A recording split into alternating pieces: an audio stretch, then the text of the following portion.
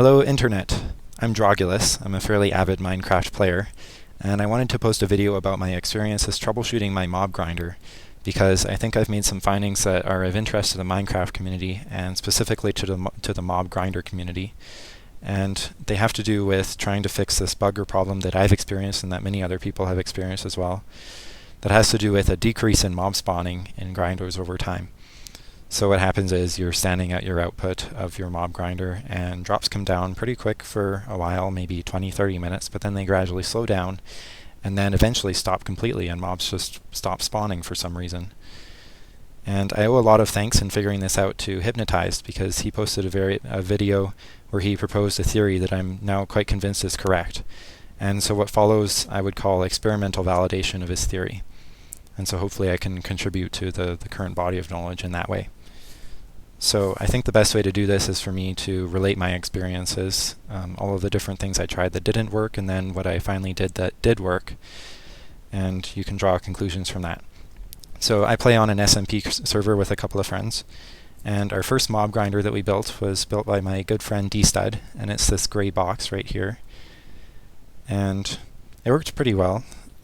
It spawned about 30 to 40 mobs at a time, and it had quite a fast output, but then I experienced this problem that I've alluded to already, that eventually it petered out and no more drops came out.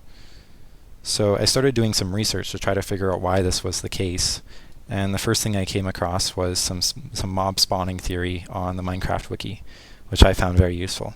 So it talked there about a limit for distance that mobs can spawn from you. And mobs can spawn within 8 chunks of you, so that forms a 17 by 17 chunk square, since the 8 chunks is in every direction away from you. And those 17 by 17 chunks are centered on the chunk that you're standing in.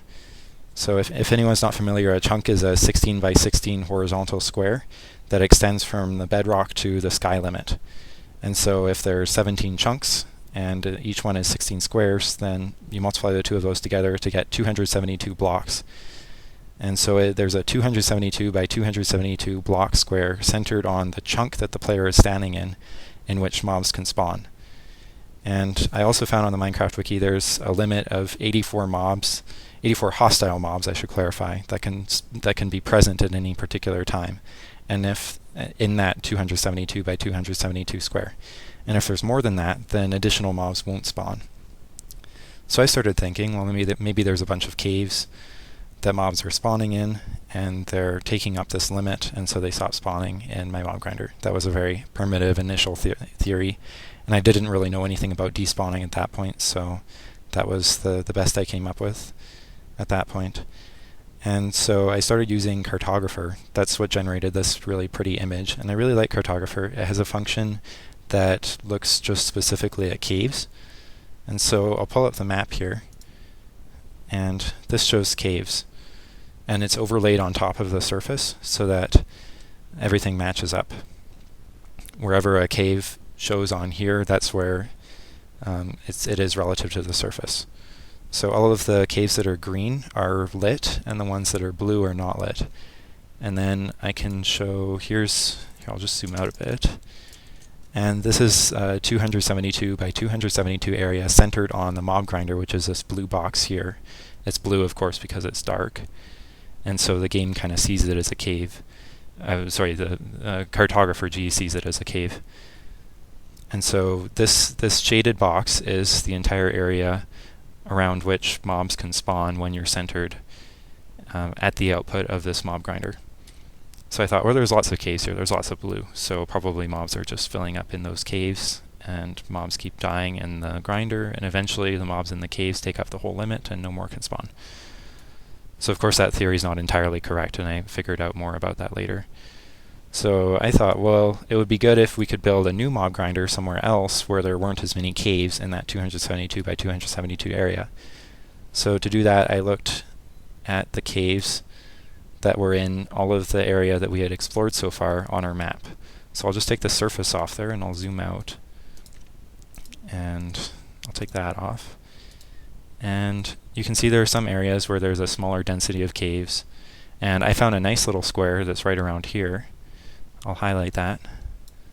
So here's a new 272 by 272 area that I picked on the basis of not having many caves, so I thought there would be not very much competition for mob spawning if I built a grinder in the center of that. And then I'll overlay the surface on that, and you can see it's right there. So I went there on the map and I built a mob grinder, and there it is. So I'll zoom in on it. So that gray box there is my new mob grinder. And these are the caves that are in that area. So I built it, and it didn't produce very quickly, but I thought, well, there's still a lot of blue here. It's a manageable amount of blue. If I use this software to figure out where these caves are, their coordinates, and then I dig down to them and light them up, and if I do that for all of the caves, and if I also light up the surface so that during the night there's not mob spawning on the surface, then all of those things might together make my mob spawner very efficient. So I was very optimistic about that. So here was my next step. I lit up all of this area, and you can see there's a little disconnect on this edge here, and that's because when I was originally figuring out the coordinates to light up, I based it with my mob grinder collection point as the center block, rather than the chunk that I'm in when I'm collecting drops being the center chunk. And so that made it not match up a little bit in terms of the coordinates of the edges of that 272 by 272 area.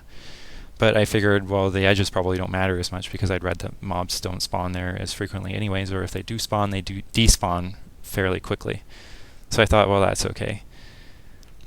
However, when I lit up all of this surface area, and I also spent a fair bit of time lighting up all of the caves in this area, you can see they're all green now, the mob grinder still didn't work very well. It still gradually diminished the number of drops after about half an hour.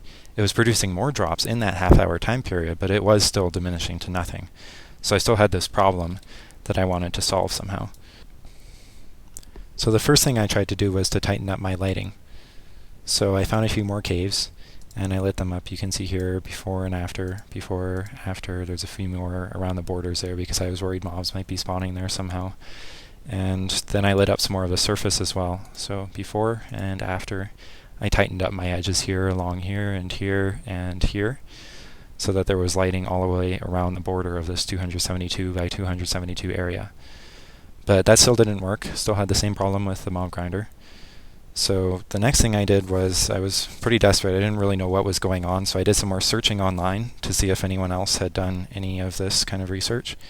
And I found Hypnotizd video on YouTube about his theory about a bug that is causing this. And so if I can just summarize his theory briefly, the best thing to do would be to go and look at his video. It's called Bug Minecraft 1.7.3 Mobs Not Spawning Bug in Theory. Just to summarize briefly, he thinks that mobs that spawn near the edges of this area of the mob spawning zone might be wandering out of the zone, and then they're in chunks that aren't loaded, and the game doesn't know how to handle them, and so they just kind of get stuck. They contribute to the mob cap, but they're not able to despawn. And so progressively, as the mob grinder kills mobs, they might gradually respawn near the edges, wander out, get stuck, and contribute to the number of total mobs in this whole area, and eventually the mob cap is reached and mobs stop spawning in the mob grinder. So I thought, well, that sounds very plausible. And there was a video response to his theory by Jauntus96, and he used a client to create an out-of-body experience where he went and explored the edges of the spawning zone without loading those chunks. And he was able to see mobs that were frozen around these edges here when his character was stationed in the center of this zone. So there's a little bit of evidence for this theory. It makes a lot of sense. I was quite enthusiastic about it, so I did a little more research, though. I looked on Minecraft Wiki, and they had some decompiled code there from 1.7.3 about how mob spawning works. And so I'll just read a little brief summary of what they say there. So every 1/20th of a second there's a spawning cycle, and the game builds a list of all of the chunks in that 272 by 272 area, which is 289 chunks incidentally, if anyone's interested. And then the game checks the mob cap once. It counts the total number of mobs that are in that whole region, and if there's more than 84, then it doesn't try to spawn any mobs after that. But if there's less than 84 hostile mobs, then it does try to spawn mobs. And to do that, it goes through every chunk in this area, in this whole area, and for each one it picks one block within that chunk at random. and it could be anywhere in that chunk, which is quite a few blocks. And then if that block is air only, like it can't have any signs or ladders or anything. If it's just air, then it tries to spawn a pack. And the way that it does that is, and this is what I think is a really crucial point, it creates a 41 by 1 by 41 spawn area for the pack and then makes 12 attempts to spawn mobs within that area. So that means it's 41 by 41 horizontally and it's 1 high. So they can only spawn at the same level as that air block that was picked, but they can spawn within a 41 by 41 area. And so that means that it's 20 blocks on each side of that air block.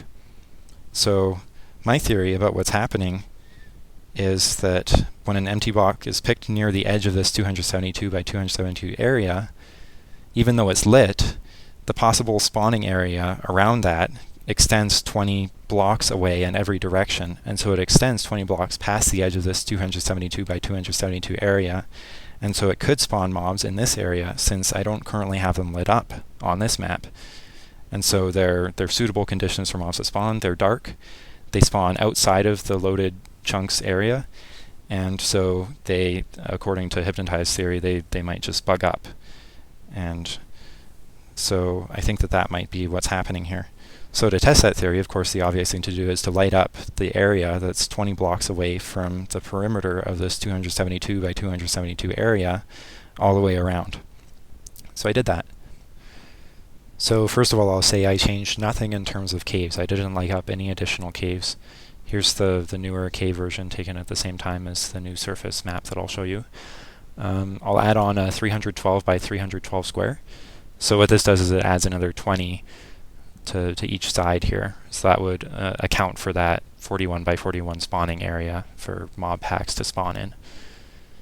And then this is the change I made to the surface. So I just added torches so that they extend to the end of this new 312 by 312 block area centered on the chunk that I stand in when I'm standing at my collection point. So when I did that, lo and behold, it worked. Overnight, the number of mobs in the grinder didn't diminish at all, and it produced a steady stream of drops. So I was able to get a full inventory of gunpowder. So I started with 1 gunpowder in every slot of my inventory, and I stood at the output of the spawner, and I figured out through successive trials that on average it took about 4.5 hours for my inventory to completely fill up with gunpowder. And gunpowder is, of course, the thing that I was most interested in getting from this because I want to make lots and lots of TNT for building projects. So I just want to emphasize that I didn't make any changes in the caves between before and after. The only change I made was adding these extra torches in, and adding these torches in on the periphery here made the mob grinder work. So I think that this perimeter here of 20 blocks is very important, and the space between the 272 by 272 area block and the 312 by 312 block area.